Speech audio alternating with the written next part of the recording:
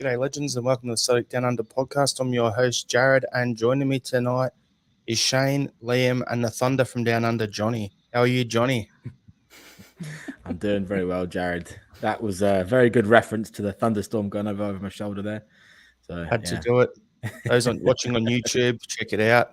Those on the audio, unlucky, you're missing out. Go to the YouTube channel. But yeah, I thought how you been? it very much seemed like a little one, but it seemed like a big one, but it's only going to be a little one. It's going to pass very, very quickly. That's what she said. Sorry, had to. Open goal. I have no idea what you're referring to. I would have done that. Yeah, all good otherwise. Yep. How are you, Liam? Good, aye. Taught my last classes of the year yesterday, and I'm moving to my new house over the weekend. So all change around here. The place looks like an absolute bomb site at the moment. I've managed to get the kind of like 2 or 3 square feet of camera where there's no rubbish everywhere. So, we'll run with that. And how are you, Shane? Yeah, good. Thanks, mate. Not much happening on my side of the world at the moment, so thought I'd just focus on the top that I was wearing. So I thought I'd give a lesser run top a go today. Just a little nod to obviously St. Patrick's Day coming up this Friday. Nice. So everyone, if you're tuning in and you're listening onto the audio file and you haven't already done so, please subscribe to the Celtic Down Under podcast via your favourite podcast app. We're pretty much available everywhere. Not hard to find. If you're watching on YouTube, you haven't done so, hit subscribe. Hit the notification bell so you get the notice when we go live with our Monday show, Tuesday and Wednesday night shows. And, we appreciate each and every one of you. Joining the conversation tonight, we've got a few topics to discuss which are a little bit different to normal. So get involved in the conversation. We want to get your point of view on it all as well. So what we want to do, starting off, is the Japan squad's just been announced. So I want to throw to you, Liam, to get your take, being the man in Japan, on what the go is with Hatate and Kyogo being left out. So over to you. Right. Basically, anybody who has ever worked for a Japanese middle manager will know exactly what's going on here. It's Moriyasu basically being a stubborn and passive-aggressive type of man that he is. Put it this way, I'm glad that he's the manager of Japan. I'm glad he's not my manager, because I'd probably end up giving him a belt in the mouth. I've had to work with people like that before, and basically it's a common thing in Japan, unfortunately, a particular management style, particularly toxic management style, where no matter how good somebody is, you never ever give them any praise. You never give them their due, but you're on them as fast as you can as soon as they make a mistake. And I do feel that with Kyogo and Hatate, that is how Moriyasu is managing them at the moment. He clearly has his favourites, and Kyogo and Hatate are not among them. It's clearly not an issue with Celtic, despite what certain Japan-based journalists are trying to frame it as in order to generate clicks. But it's actually just an issue of passive-aggressive management style. And really, Hatate and Kyogo will get called up eventually, because this Japan squad is going to come a cropper if he doesn't pick the best players. And at the moment, he is not picking the best players. He's picking his favourite players. The fact that Maeda still gets called up tells you that it's not an issue with Celtic. It's an issue with the manager and those particular players. But as I said, if they both keep performing the way they are, he's going to have no choice but to call them up. Otherwise, he's going to look quite stupid. So don't panic. Don't believe what some people are saying that Kyogo and whatever are going to have to move in order to get a game for Japan. That is not true. That is sensationalist crap. Don't worry. All good. It's just a Japanese manager being Japanese. Yeah, to me, it seems like, just looking at it, that it's one of two things. It's like there's been a lot of international retirements post-World Cup. So a lot of those players that have moved on were in other positions, like mainly in the defensive area, compared to where Hatate and Kyogo would look to come in. So there's already that, and he's got the loyalty to his guys he went to the World Cup with. So that's part one. And then part two, it also seems like the fingers in the ear, no, don't tell me what to do. And every time someone brings up why aren't these Celtic guys getting a call up, it's just making him double down and not bring them in for even a look at. That's what it seems like to me. Sounds like a little kid throwing his toys out of the pram. But yeah, I wouldn't read too much into what a certain journalist, aka Dirty Dan, I'll call him that because he's a bit of a knob. But anyway, well, I won't pay too much attention to what he says. And basically what he's trying to say on his Twitter at the moment is that Moriyasu said that it's about the level of where they're playing. So if it's the level of where they're playing, was Maeda in the squad? So if he's got an issue with Japanese players playing in Scotland in that level, then was Maeda in the squad? So it makes absolutely zero sense. But anyway, we leave that topic there. We've got the hot take from Liam over in Japan. So that's why I thought I'll start off with that, and then we'll get on to the usual stuff that we've got set up for the podcast. Do you mind if I just jump in real quick? I just want to, since we were talking about middle managers and, middle managers you dislike. Liam, how is your internet this week? It's a lot better. Had to get a new pair of shoes after my visit to SoftBank, but it's working a lot better. It's still getting snibbed next Wednesday. Don't get me wrong, but it's we should be okay. Hopefully. Good. All right. So good pickup, Shane. So before we jump across there, we'll go through a few comments here. Liam O'Connor Racing, how boys. Michael Ross, how. We got a comment here from Michael as well. That top reminds me of George Cadet. Andrew Galea, g'day all. What else have we got here? Andrew Galea as well about the Japanese boys. It's better for Celtic. Morning, Martin and Liam. Johnny, that's a hell of a light show outside. I don't know if you can see what's going on behind you, John, on the screen. I certainly can. I believe that's Ange. He's just getting all his tactics ready for the Hibs game. That's all his dealings for the attack. That's what it is. So they're filming the new Highlander film behind you. It's a little bit warmer in that rain, you'd think. All right, so we'll normally we start off and we just go through and review the previous games since our last podcast. So there was 2 games against Hearts. We won 3-1 in the league and 3-0 in the Scottish Cup on the weekend. I don't want to dive too much into them because there's now a long show of a deep dive on that, the weekend review on the YouTube channel and the podcast channel that was out on Monday by Sean, Anthony and Paul. Check that out if you want more coverage on the games and the thoughts on that. But we'll just get a general Cliff Notes overview of what we thought on both games, any standout performers, anything like that. So I'll throw to you, Shane. And you got anything you want to say? So I'll touch on the midweek game first. Took a little bit of time for us to get into our rhythm. I thought they matched up against us pretty well, but we eventually got going. And in the end, we ground out a pretty solid win, I thought.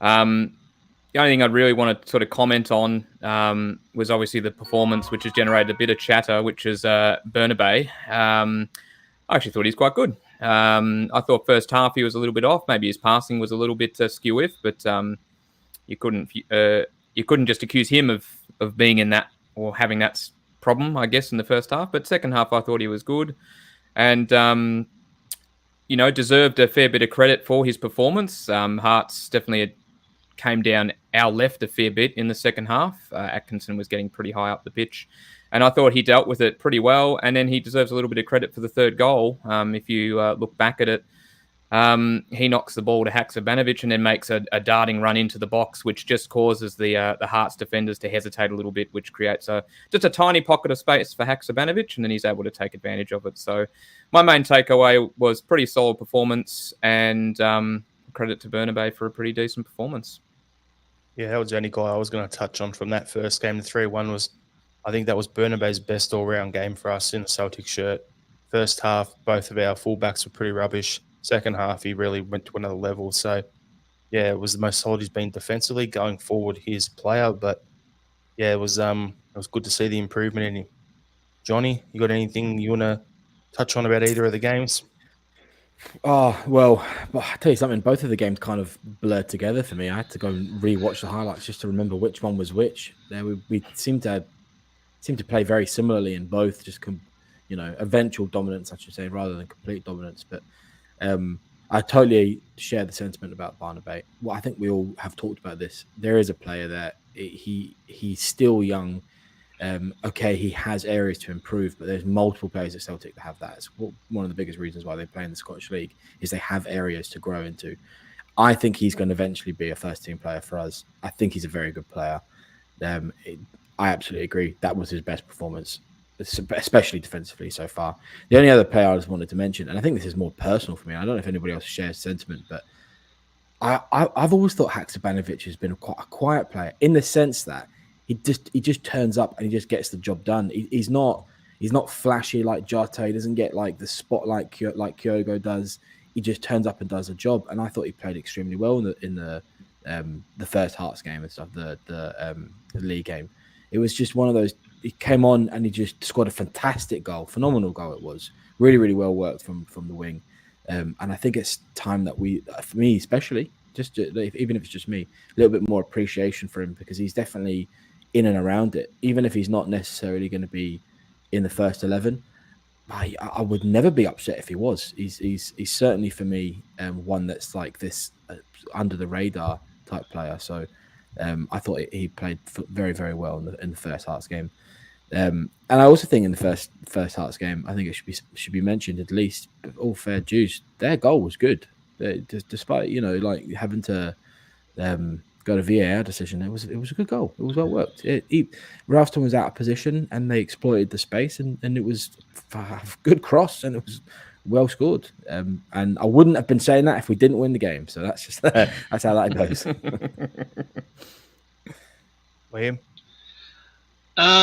Yeah, I think it was. You saw the two elements of why Celtic are the best team in Scotland at the moment.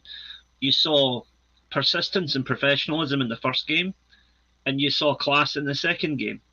I think all this talk of decapitations and whatever, I think Robbie Nielsen needs to just kind of wind his neck in a wee bit, lest it be decapitated.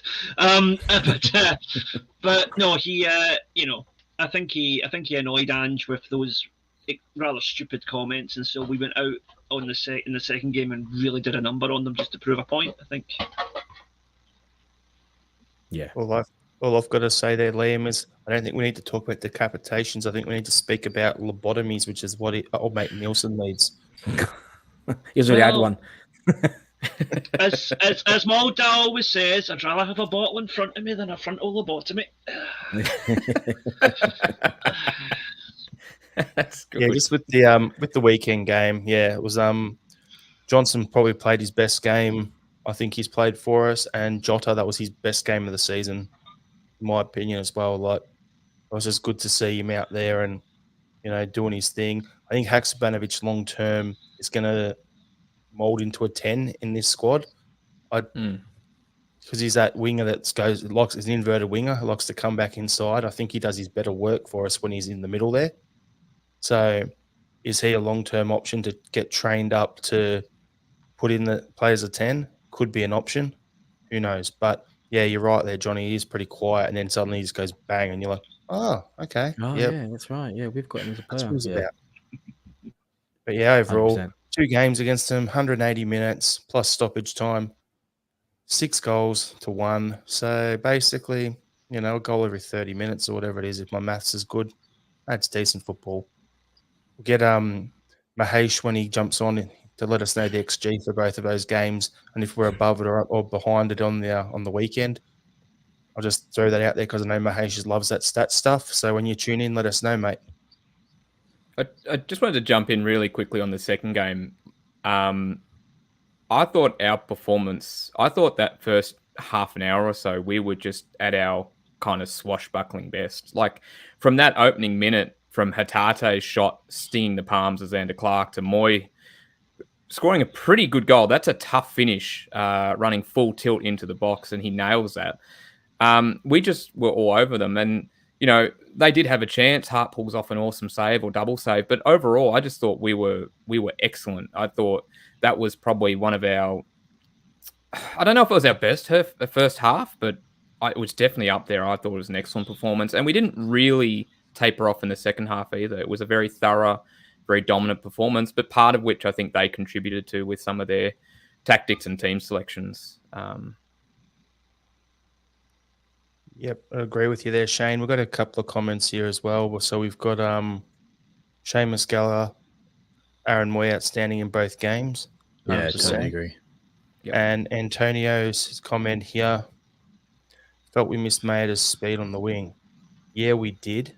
But in that sort of game for me where they're playing a back three with wing backs, so defensively a back five, attacking they got a back three, I think Maeda's work rate would have been good for us, but I don't really think we would have had the space for him to be beating his man on the outside, getting to the byline and looking for his cutbacks. Having a chance to get Jota out there a bit more. Abada gets a chance.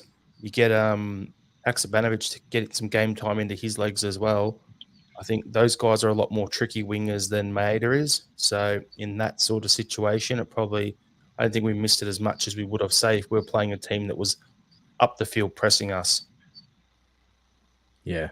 Yeah, no, I agree. And I'll just jump in, apologies, one final time. I can't remember the last time we've controlled a game as much as we did at Tynecastle, like we did on the weekend. That was probably the most surprising element. It's quite a slog, but we cruised it. I don't mean to sound disrespectful, but we just dominated, and they didn't really fire a shot, to be honest.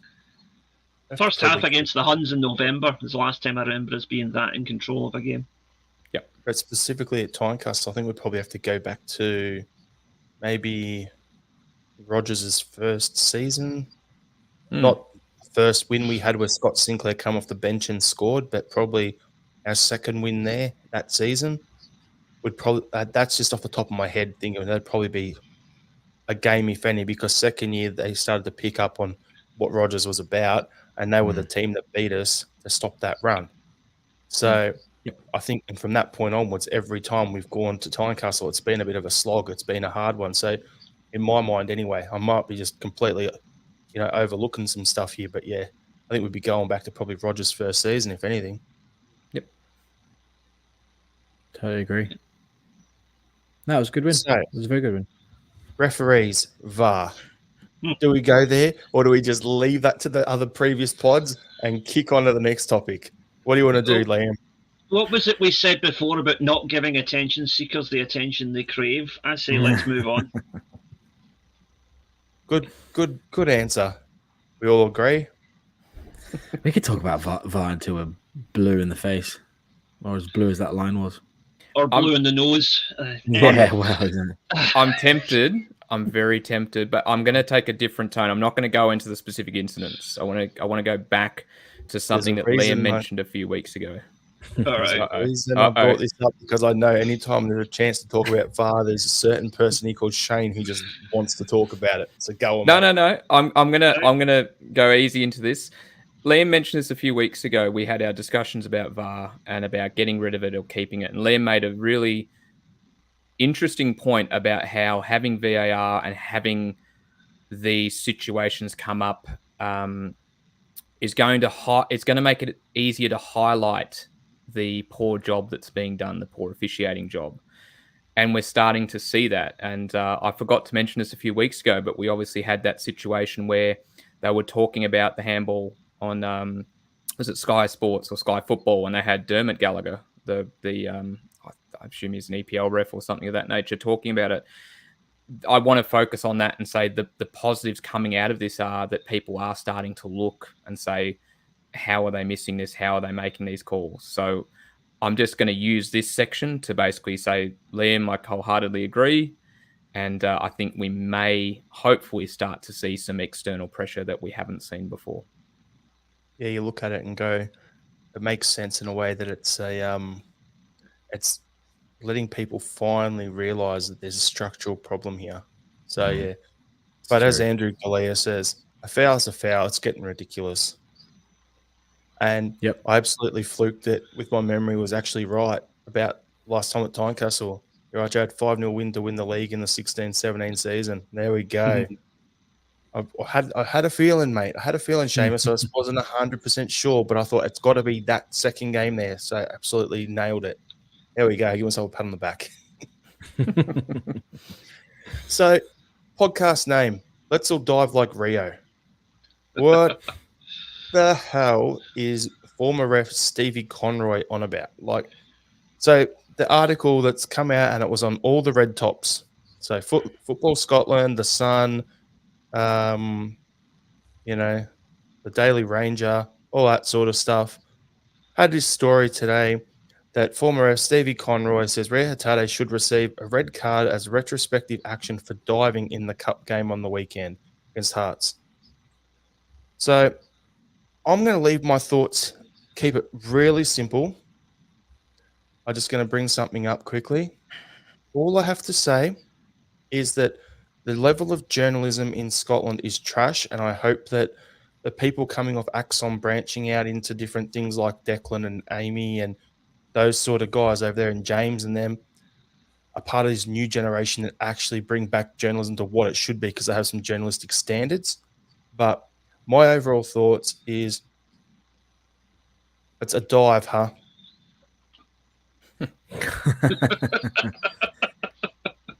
That is all. If you're on the audio, what I've got on the screen here is a picture of the tackle. Studs right in the middle of Hatate's shin as he's just pushed the ball off to the left behind the defensive player coming in. Yeah, definitely a foul. Not a dive. You're dreaming, mate. But, Liam, I'll throw to you.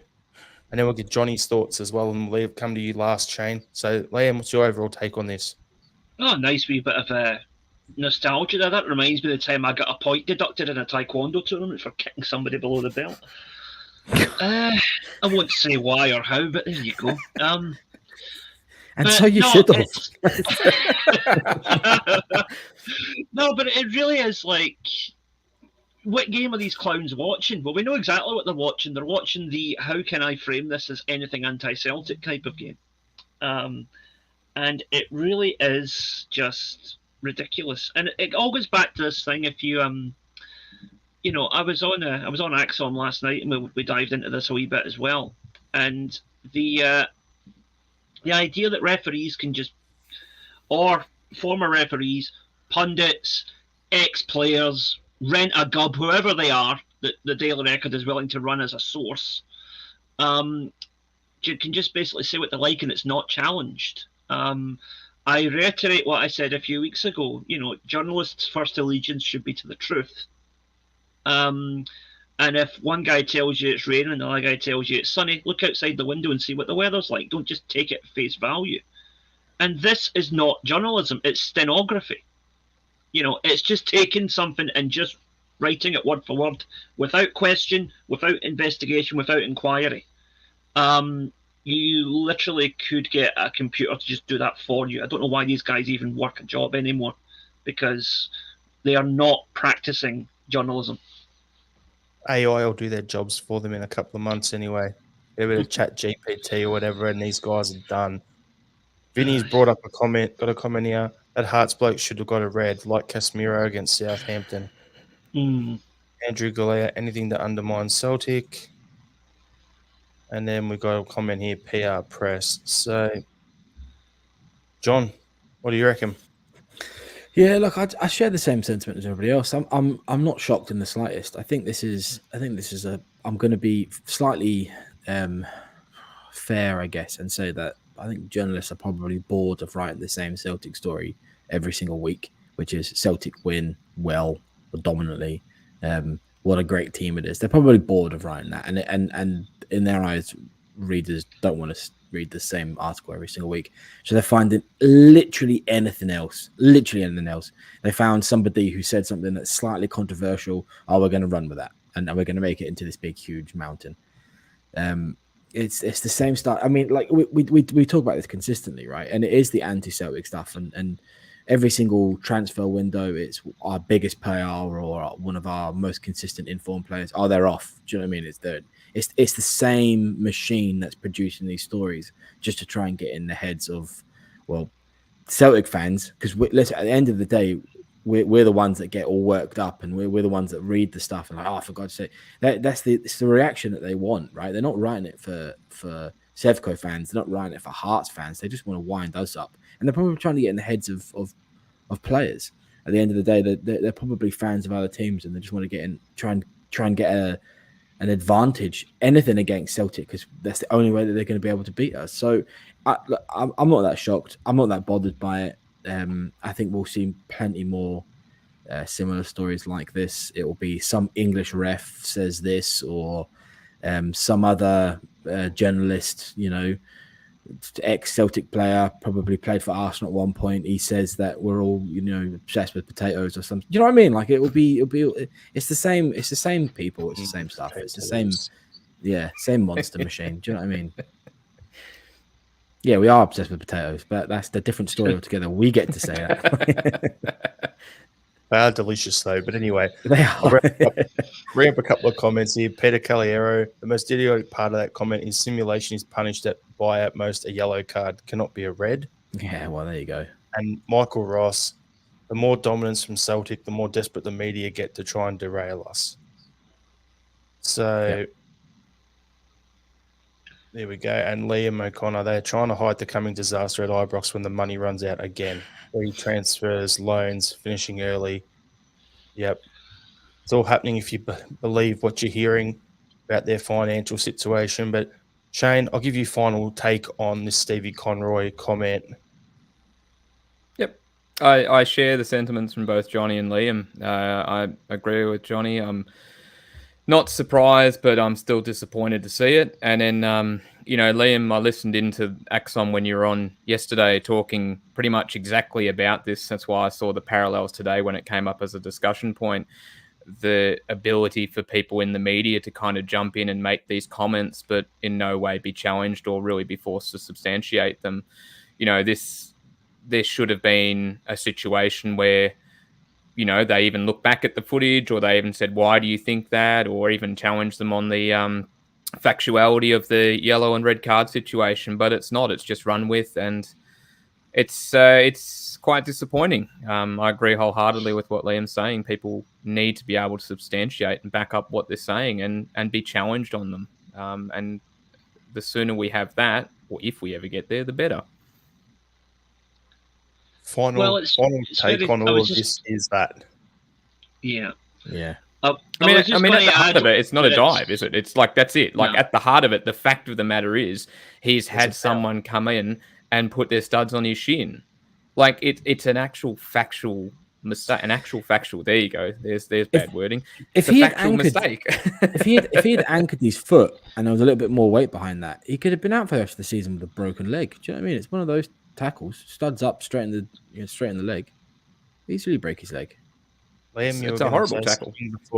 I was just going to say, I think it's very telling that looking at the wider picture of the future of journalism, it's very telling that we personally know of a number of people who started out on Celtic-related media that are now going on to work in mainstream journalism and will hopefully change it for the better. Don't see that many from the Rangers side doing that. I wonder why that is. Levels. I'll leave that open for discussion. Got a comment from Desjar Kelt, whoever you say that. Hey, Luigi Colina was cheered at Celtic Park for doing his job. There you go. That says it all about the referees as well. Yep. So we'll jump on to the next topic here. So there was some news late last week that Celtic have brought in Joe Dudgeon as our new lead first team scout from the City Group. So he was previously working within the City Group, looking after recruitment for New York City in the MLS and Melbourne City in the A-League, and he was reporting into Mark Lawwell. He's previously worked with Ange before too. Question for you guys. There's two questions here. First one is, are you happy with the appointment and that the club is still building up its scouting infrastructure? And the second question is, or part of that is, or are you worried that about Celtic having too many ex-City Group employees at the club? For me, to give you some thinking time on that, for me, I'm glad we're doing this recruitment I like the fact that he's come across. Like, I look at the City group and go, okay, if it was we're getting all these people from one club, Man City, and that's it, I'd look at it and go, this is an issue. Because if one person leaves, everyone leaves, and you lose your infrastructure. Same way the Rodgers situation happened.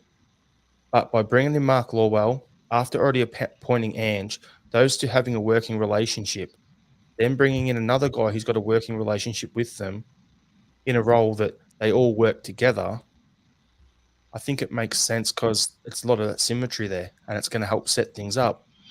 The other thing for me is I look at it and go, where do we recruit from? J League, the K League. We should look at the A League down here because there's quite a few players. There's like, I could rattle off 3 players that I think we should be signing up, snapping the fingers and getting them done now. We have to look at the MLS a bit more. We look at what Johnson's doing coming in from there, and that this guy coming into the club as our lead first team scout knows the MLS and he knows the A League markets already. So if we can just pick him straight away and go, okay, you've got the link to Melbourne City, get Geordie Boss in the door at the end of the season, first day, I'm wrapped. That's the guy I want in the door because, okay, Burner Bay's been good. Taylor's, it's still good, but Geordie Boss, he's just different level, just been caught up to the Socceroos. Get him in. But, yeah, I want to get your take.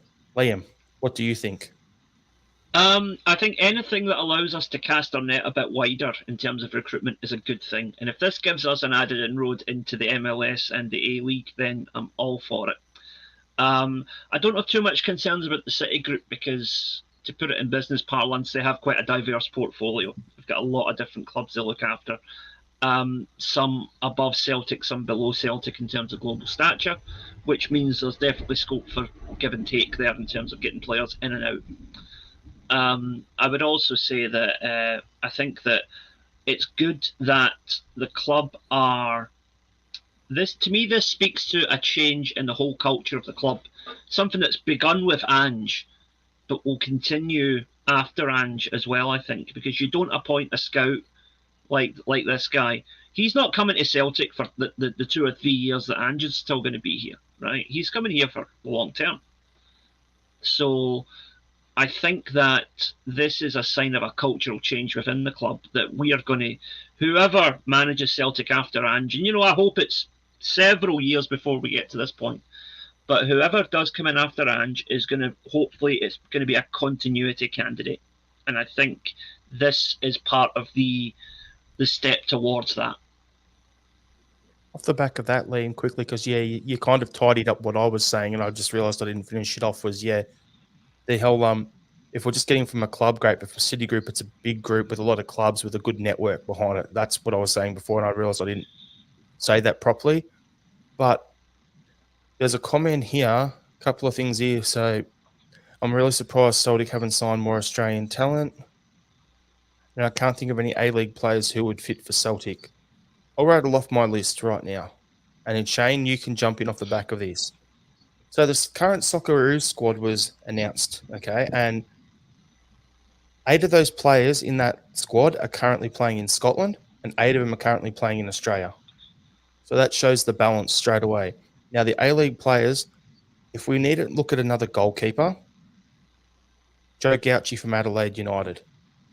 He's just been called up to the Socceroos. Left back, Geordie Boss, who I mentioned earlier. If we want to look at another winger, in case we sell one, Marco Tilio from Melbourne City. And then there's a guy we were linked with from Western Sydney Wanderers, Nywenhoff, as a defensive midfielder, 8 or a 6.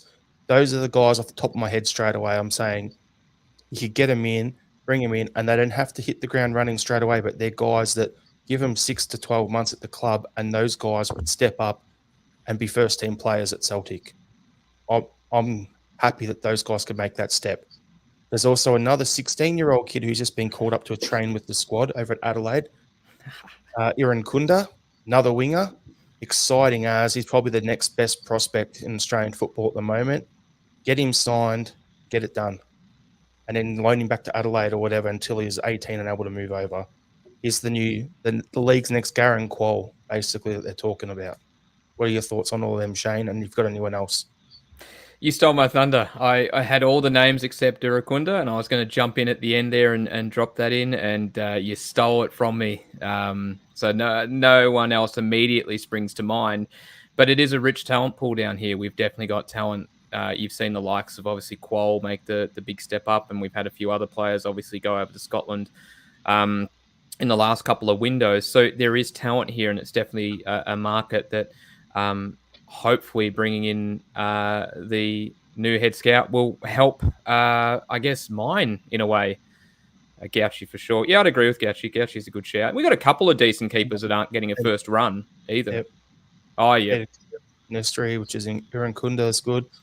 Dr. Nax. Does Tilio have the right character for Ange, though? Never heard him say boo anyway. He does look like a bit of a sulk when he comes off, but that'll get coached out of him pretty quickly, or he'll cop an Ange foot in the arse. Exactly. Just like some middle manager at an internet company through the week. Well, I'm going to say, if anybody knows about putting feet in arses this week, it's me. But anyway. Look, to sum up quickly, I think yourself, Jared, and Liam pretty much touched on my thoughts. I'm definitely in the former camp, which is I'm not concerned because of exactly what you said. We're not getting it all from one particular club. We're getting it across the spectrum of the City Football Group. And there is an option here that this particular gentleman might give us greater insights into these newer markets. And we've seen with our forays into the Asian market that obviously we're looking, around there, but we're looking to obviously find markets that other people are, not necessarily looking at, a little bit untapped. And the Australian market and the MLS, as you said, are two areas I think we should be looking to get a few more from. So if this helps with that process, I'm absolutely all for it. And the other caveat is he's worked with Ange previously. So, when Ange first came over to Celtic, it was just him. He came in, the backroom staff were all there. It was literally just him coming in, doing the job. And now, as we've progressed, we're getting more people around Ange who've worked with him previously, which I think is probably a bit more of an underlining of how people are happy with how he's going and happy to give him the people he's familiar with to help him do the job as best as he does. What's he done? Brought in 3 people. If we look at it, still to round out his stuff, Harry Kuehl comes in, then Mark Lawwell, and then you bring in Joe Dudgeon. Yep. We're getting there. I'm happy with that. It's good, though. It's a good balance between keeping, the guys at the club who know the club and know what it's about, and also bringing guys in to top up and expand on that. So it's good.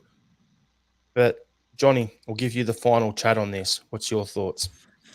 Oh, look, I think I share the same sentiment as everybody else. I think your man Joe Dudgeon looks like a good caliber of scout. I think he's got good experience from what I can see just from the reports and stuff.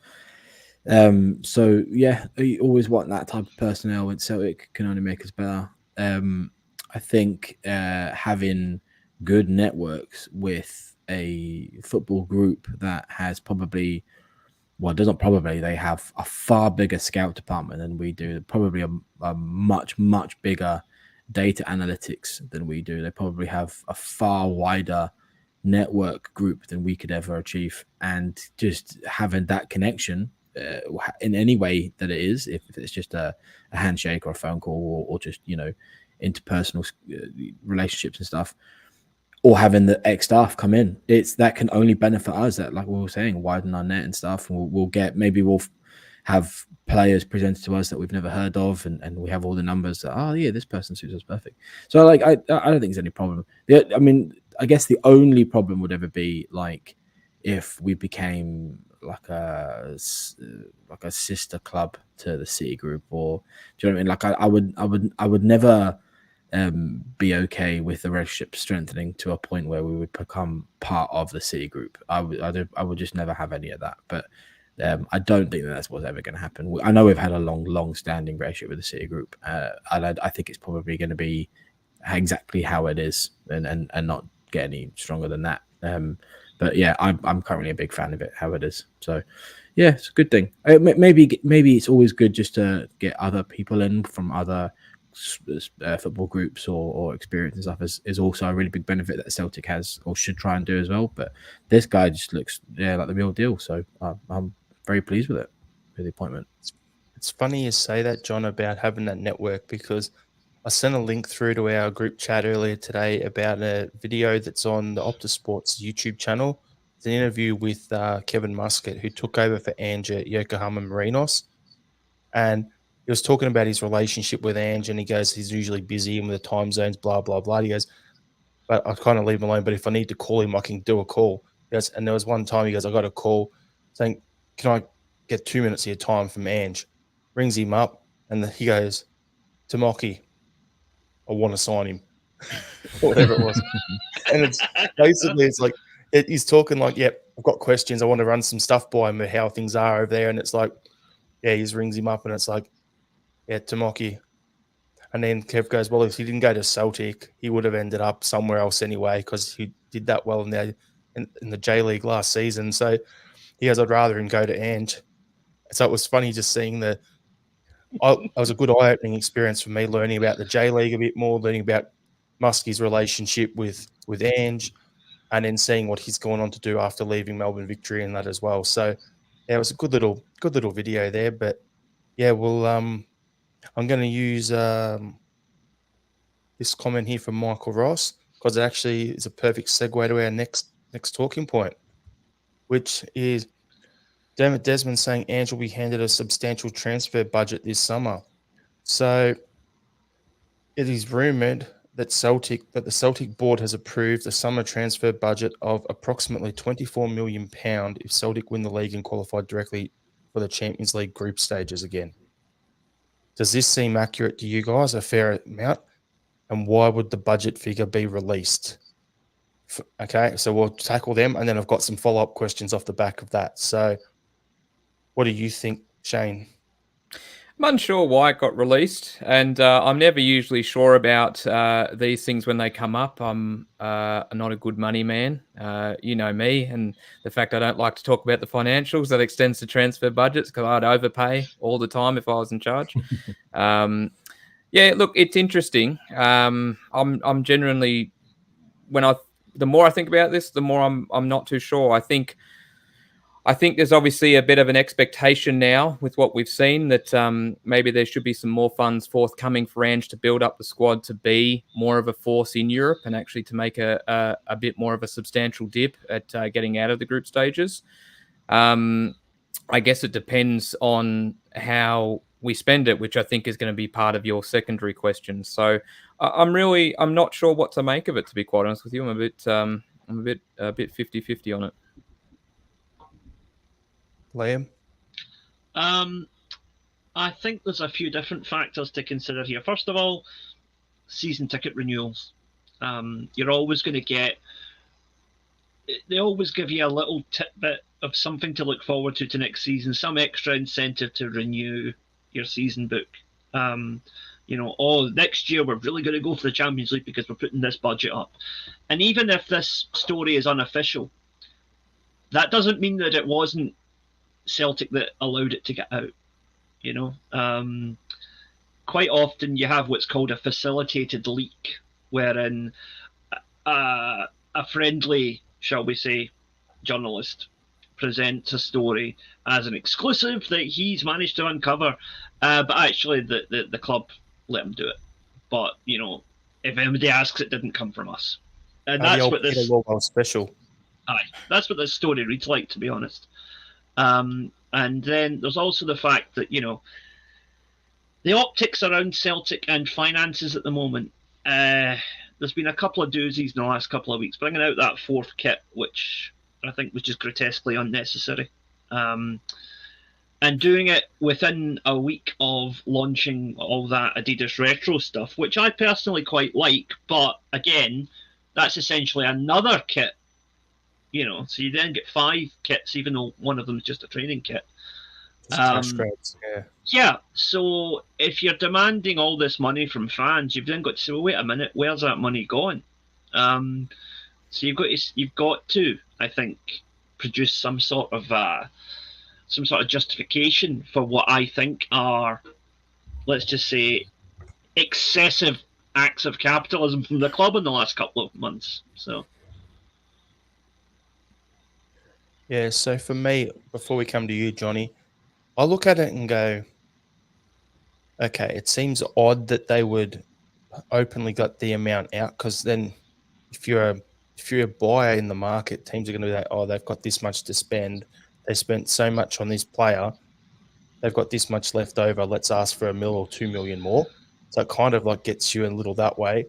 But then we've got a few comments here, which I'll bring up, which tie it in here. So Chris D I think he's rubbing it in their faces. We've got one here. We'll spend $1 million for their pound. We've got, it was designed to intimidate Sevco into overspending. Then the question is, where is Sevco's money coming from? Down the back of the couch, aka Monopoly money. Crisis loans. And then Strangelove the Doctor, similar to what I was just thinking, it's perplexed that any shopper walk into a marketplace with a fistful of cash yelling that they have what they have to spend. Why would you even bother with that silly stuff? Who does it serve? No, he's obviously never been shopping in Hong Kong. The whole kind of makes me think of, like, you know, the Dermot Desmond sort of thing, where he's done an interview in the past. It was just some silly answers that he does there. But it's coming out through him as well. It kind of makes me think, okay, we've had the interim reports come out with a lot of money. Then we've had the retro thing, as you said, Liam. Then we've had the fourth kit. Then you're going to have season renewals. You're going to have the Champions League money paid into you at the end of the year as well. We're going to be so cashed up that we've got to spend some of it. Are we spending it on the hotel and the doing up Barrowfield and a bunch of different things? Or are we going to spend it on players, or can we do all of it? Be interesting. You got to spend money to make money, so I get all of that, but at the same time, it just seems odd to me that you'd let the amount get out there. But John, I'll let you finish this off before we roll into the next ones. Oh, look, I think I think the same sort of thing that Liam was saying. I think it's one of those ones where it's like a potentially a organized league sort of thing. I think it was, but I don't actually think it will be the real number, as you're saying, Jared. I think it just doesn't quite add up. I'm trying to work it out in my head. I think we not spend something similar to that in the last summer window? Was it or both windows added together? Like, was it not like last 20... summer we spent 23 million or something like Yeah, that? But right, that was already put aside from the Aya transfer to pay for Jota and Carter. Yeah. But I mean, look, so that's the rumors of a substantial budget when we've just paid that. It kind of doesn't quite add up as far as like a marketing thing goes. Like, surely substantial would therefore be more than that. But it is a reasonable number that we should be, spending to go into the Champions League. I just think it will probably be, I think the kitty will be slightly more than that, whether we spend it all or not. I can't. What do we get? 40 million for getting into the Champions League plus, 2 or 3 for winning the league, and then same again for the cups. Do you know what I mean? Like, it just doesn't quite. But I mean, you got to take off operational stuff, but I do think it'll be slightly more than that. As far as the pot goes, do I think we'll actually spend that? Probably not. I don't think we need to. I think we've probably only got 1, maybe 2 sort of like X factor type players to really get us into that next level of Champions League. And I don't really know where that is on the pitch just yet, because it could be really anywhere. We don't really, probably midfield, maybe defense, but we've sort of spent that money. Yeah, look, I it's just I don't think it's particularly accurate. I think as Liam was saying, I think it's probably a way of generating Celtic fans to renew tickets, and it's probably intimidating, all that stuff. But that's also not really Celtic's game. We don't really play that much. Like everyone says, everything's sort of behind closed doors. So it might just be complete nonsense, to be honest. But I don't actually think. I think the only thing I think we'll probably buy one player that that will be in a first 11, and then all the other players we'll be buying will probably be to replace players that leave, and that'll be it. I don't think we'll spend much. I'll be shocked if we buy more than like 5 players or something like that. Well, that's how I'm going to use that then, John, as the tie-in to what my other 2 questions were, because they were, how do you think Andrew would want to spend that money, and would it be on 3 to 4 £6 million players, basically like the Jota, Carter Vickers sort of range, or would he go all out, which will tie into the next talking point that I want to go to? So what I want to do is just quickly go around here and go, what positions are priority in the off season for you guys?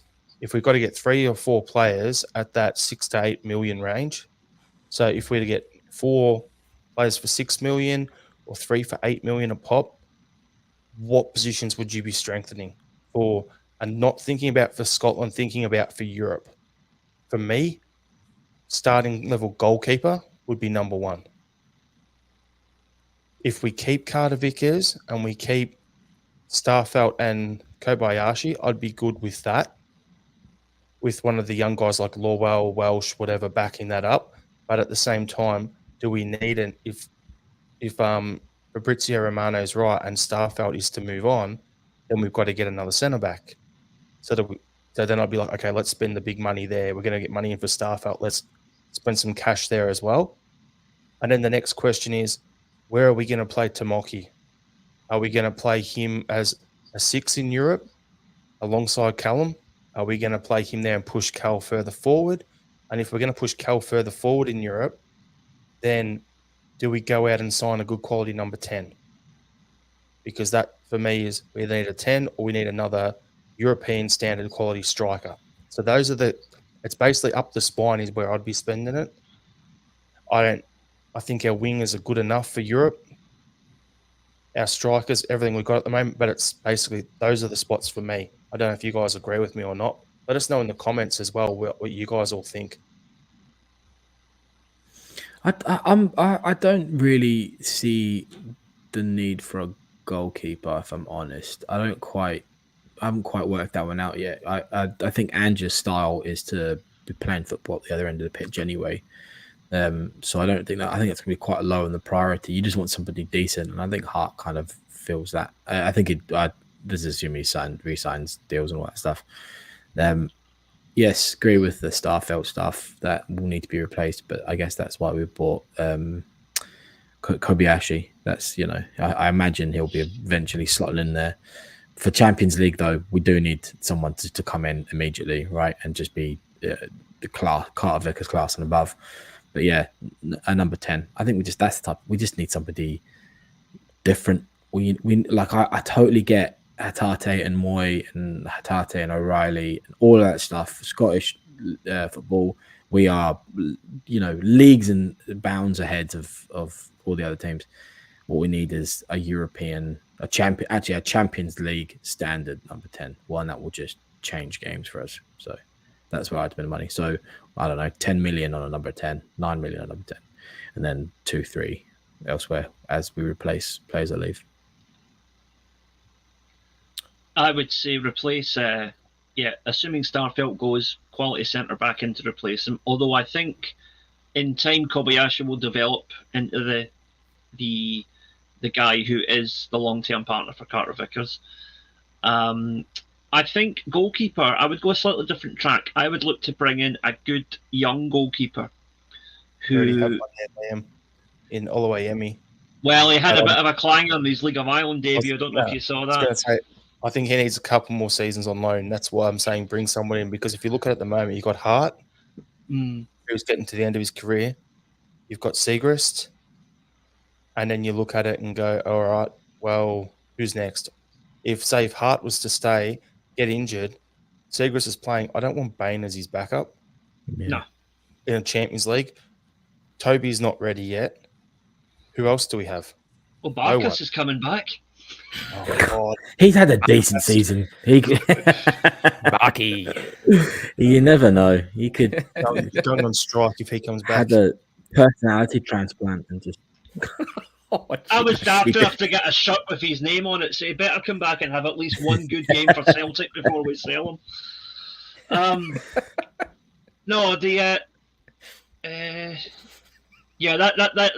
right up there with NFTs in terms of stupid investments for people, I'll tell you.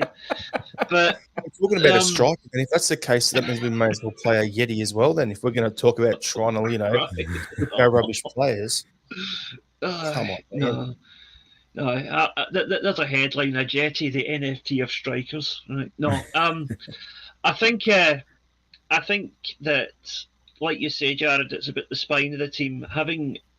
We've got good players in every position now. It's about building the depth. So another centre back, another goalkeeper of some variety. Although I still think Joe Hart should be the number 1 for next season. at least. Mm.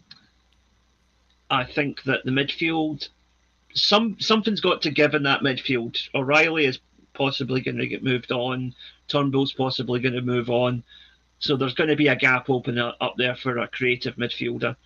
The number 10 is an interesting one because we could go out and make the quote-unquote marquee signing in that position. But couple of things. One, I don't think Ange is the type of manager who would go out and spend 10 million on anybody. I think in his mind it's always, well, I could get 2 or 3 really good J-League players for that kind of money, or a couple of really good A-League players or what have you. So I don't see us going out and spending big money on one player. It will be several other players. But I think the number 10 role, if the cards fall in the right way in terms of getting deals extended and the team being shaped the way it is, Haksabanovic could fill that role, I think. He showed a bit of it last week. I think he has the potential to be that Class A number 10. He plays that role for his international team very well. So I'd like to see him try it. The problem is Celtic don't play a formation at the moment that really suits that. We're more based on wing play at the moment. To really have that just off the striker number 10, we're going to have to change the system up a wee bit. And I think if we did, it would really suit Haksabanovic. But time will tell. I'll bring up a couple of comments here. So Andrew Galea, bringing Gauchi for near nothing. He's good enough. Hard as another season in him. Yeah. Strangelove, the doctor. If I was in charge, I'd be looking at the usual stuff. Quick, technically good, strong competitor, smart, with a driven personality. Depends on ins and outs, but I'd love a proper number 10. Dr. Nax. How much is Matt Ryan worth these days? Too much for us. I think it's wages more than anything. Mm. And then also, I just want to fill Celtic with Aussies. Why not? If you're good enough. Got one here. Are we going to struggle with Scottish-based players? So what's that for the Champions League? Quota. Seamus. Bring back Tam Rogic. Andrew Galea will only play a 10 in Europe. Yep. And then, we'll do it. They're talking about, do we need more homegrown? So, we'll see what it is. But for me, we'll watch this space. Sure, if that's what the money is, and we'll spend it wisely. We better, we'll quickly smack through the next one here. There's 2 questions for you. Off the back of having money to spend, there was a story that I saw from a Man United legend, Paul Parker, stating that Scott McTominay would be a plausible signing for Sevco this summer, as he's not good enough to play for Celtic. He's just been caught up to the Scotland squad.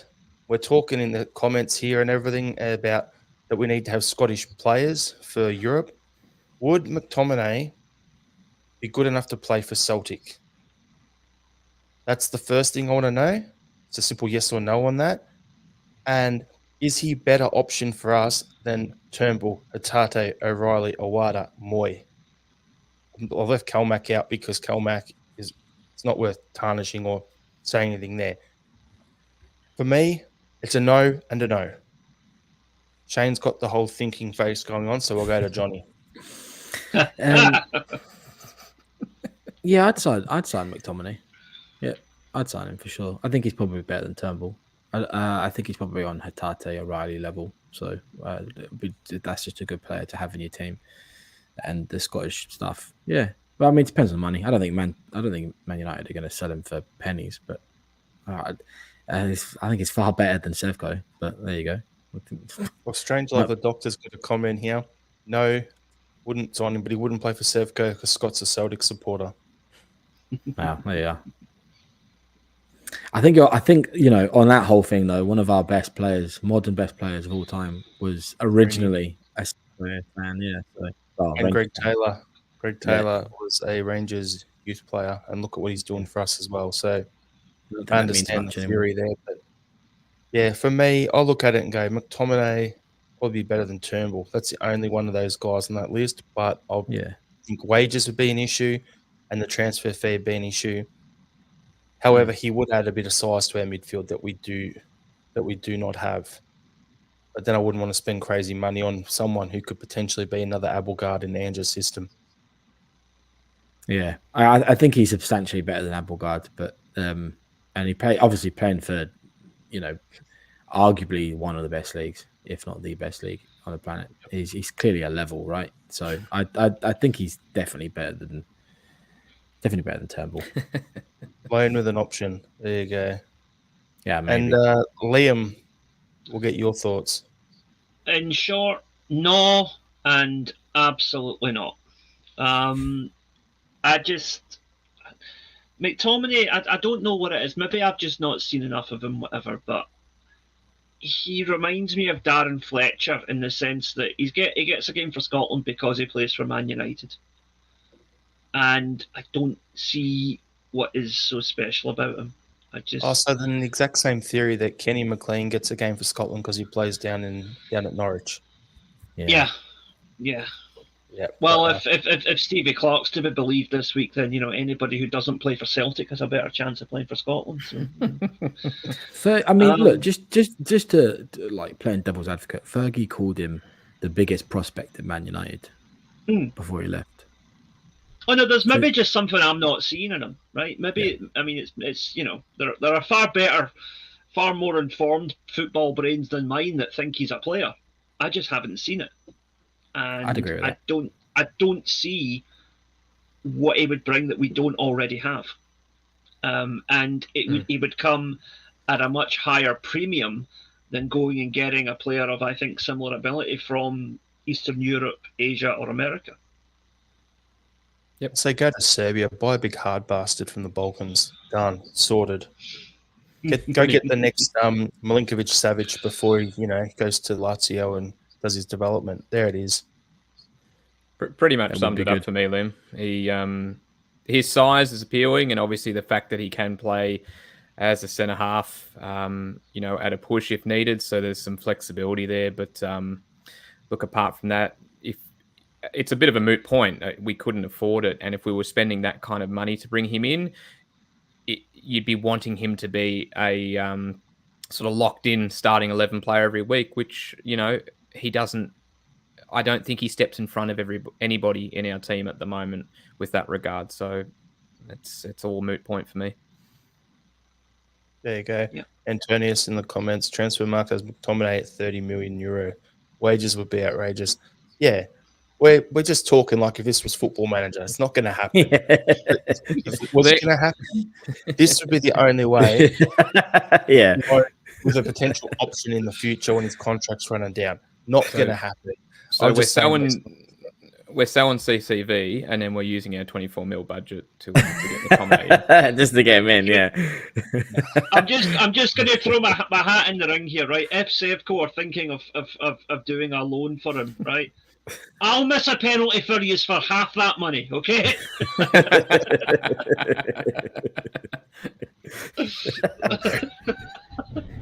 Yeah, I have to agree. Yeah, as well.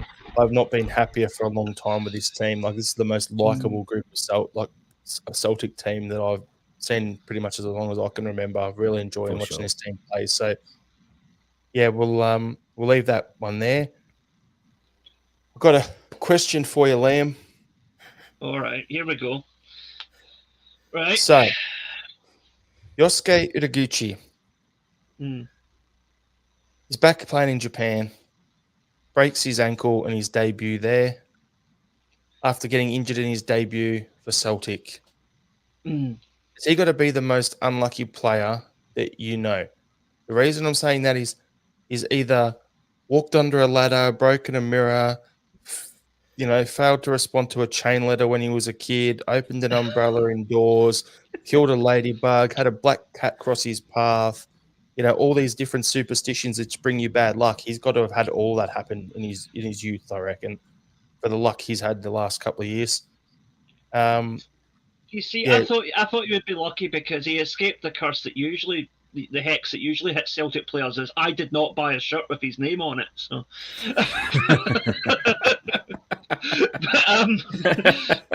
But no, I think he's been phenomenally unlucky. I'm tempted to phone up his club and say, "Going to get Yosuke to give me this week's lottery numbers." By Christ, the boys due some good luck. I mean, how unlucky can you get? Seriously, no. Wish him all the best. Hope he gets well soon. But and the thing is, not just a break, but an ankle break. It's like that's the sort of injury that could, it can potentially finish a player if it keeps recurring. And as one of our friends said in our chat group the other day, the poor boy can't catch a break. So actually, I think catching the break was actually the problem. Yeah. Poor, all I'm gonna say is poor bastard. Get better. Yeah. Get well soon, mate. Yeah, and then get some games in here once you're up and about. Yeah. All right. Yep, agreed. 2 things left to discuss. We'll smash through them. Scottish Cup semi-final draw. Glasgow Derby in 1. Falkirk from League 1 versus Cayley Thistle from the Championship in the other. There's going to be a team from either the Championship or League 1 in the Scottish Cup final.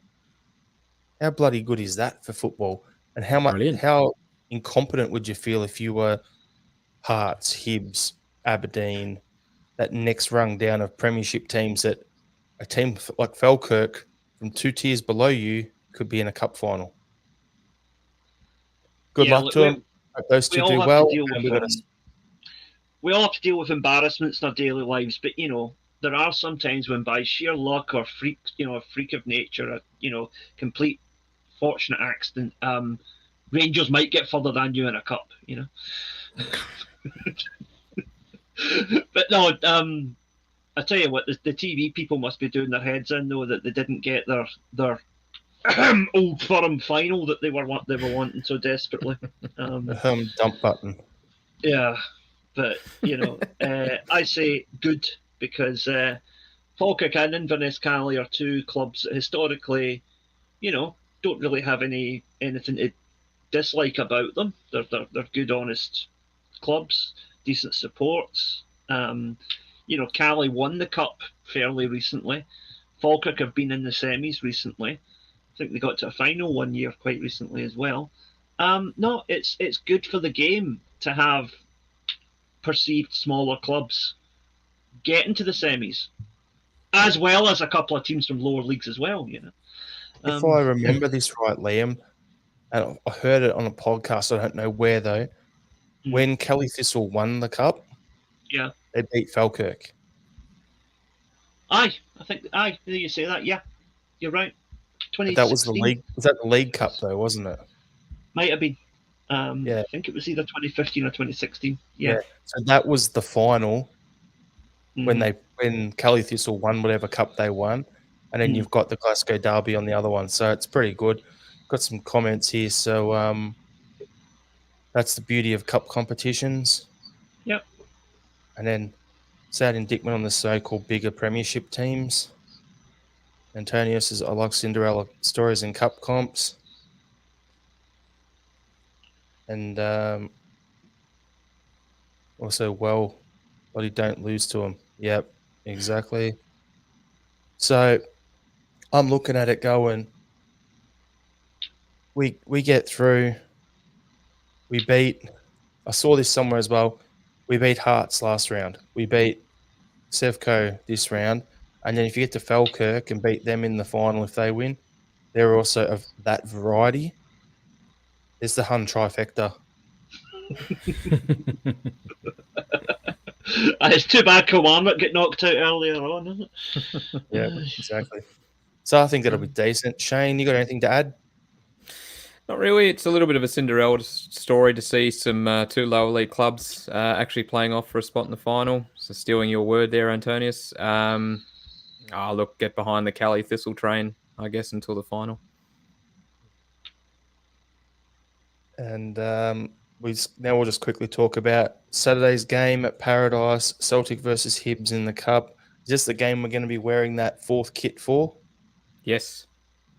So twice in one season, we're not going to be wearing the hoops at home. That's interesting. There you go. When we wore the black with the green away kit this season, for the homeless people. And now this, it's going to be, that's interesting. But we're basically wearing a Hibs-esque kit against Hibs. If that's the case, white shorts, green top, figure that out.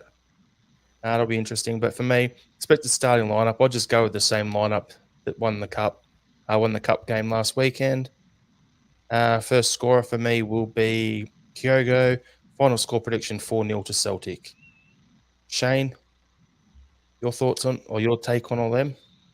Yeah, I probably agree that we're probably seeing the same lineup from the team that beat Hearts, to be honest. I'm thinking Hibs have been relatively decent recently, so I'm probably thinking 2-0. First goal scorer, got to get on the Moy train, Aaron Moy.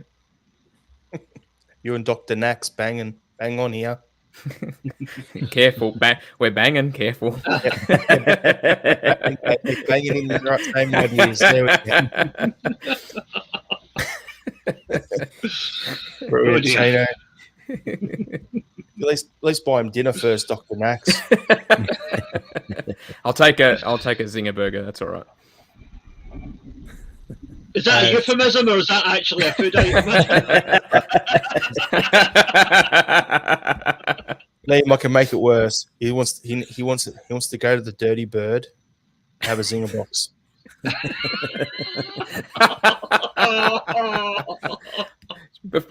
Before you bounce to the other boys, I just want to comment. I know there's been a little bit of conjecture about the fourth kit and its necessity and so forth, and I agree with those sentiments, but I must admit it is a damn good looking kit. Yeah, I like it. I like a top of the collar personally. I'm glad I ordered it off a Chinese site for £12. Other knockoffs are available, but no, I'm sorry. Celtic have had enough money for me this season, so I bought 2 kits legitimately. I bought 2 unofficially. I think that's plenty. All right, Johnny, what are you thinking? I think same. I think the team's going to be pretty much identical to the Hearts game just gone. We could see a Badder coming in as well instead of Hacksaw. I think we're probably going to give him a bloody nose, so I'm going to say 5-0. First goal scorer is going to be McGregor. Why not? Johnny, you're going to jump in on that date Shane's got with Dr. Nax. Yes.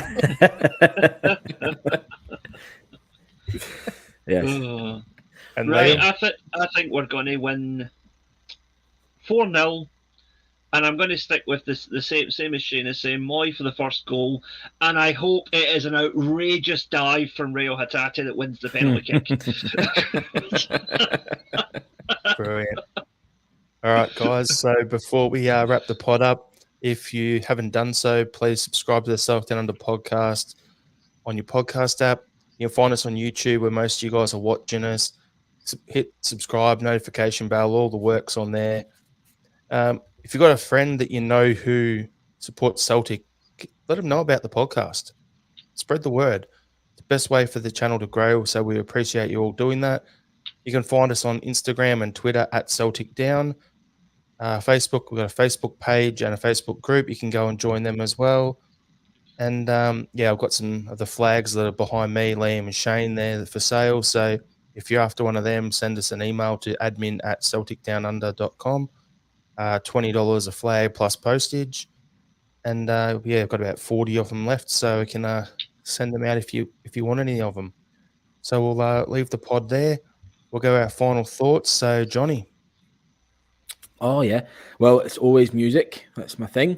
Went to go watch a gig recently, My Chemical Romance, for all those emo rock lovers. It was very, very good. But my recommendation is very different than emo rock. It's a band called Under the Rug. And if you're a fan of American folk, also known as country music, they are extremely good. The one specific song that I just thought was incredible is called Lonesome and Mad. So I give them a listen if that is your taste. It's not everybody's. I quite like it now and again. So yeah, Under the Rug, good band. Liam? Right, I guess we've all read about what's been going on with Gary Lineker this week, so I want to say fair play to him for saying something that clearly needed to be said, but more so, fair play to all the supporting staff who also walked out along with him. I don't just mean, your Alan Shearer, Ian Wright, well done to them as well, but also the production crew, the commentators, the announcers, the statisticians, the ones who took the same principled stance as Gary Lineker but took a much higher risk financially in doing so. So much respect to those people. And we really shouldn't be in a place as a country where it takes the actions of a former footballer to get the government to get their act together. So to hell with the BBC. Well done, Gary Lineker. And I hope the Tories meet their demise as soon as possible. Yeah. It's St. Patrick's Day this Friday, so happy St. Patrick's Day to all our Irish supporting Celtic fans and obviously all of those in the greater Irish diaspora. I hope you have an awesome day. St. Paddy's Day on a Friday. Yep. So that's everyone basically drinking green beers on Friday. Get it in here. And my final thought is I just wanted to give a shout out to all the guys, all the boys and girls in particular over in Thailand at the Celtic Festival over there, Land of Smiles Festival. Just keep taking your pictures, just keep putting them up on all your Facebook groups, on Twitter, all that sort of stuff, because I'm loving seeing the Southeast Asia is green and white. So, yeah, it's great to see. So, yeah, thanks again, everyone, for tuning in. Hail, hail, and we'll see you next week. Hail, hail. Hail, hail.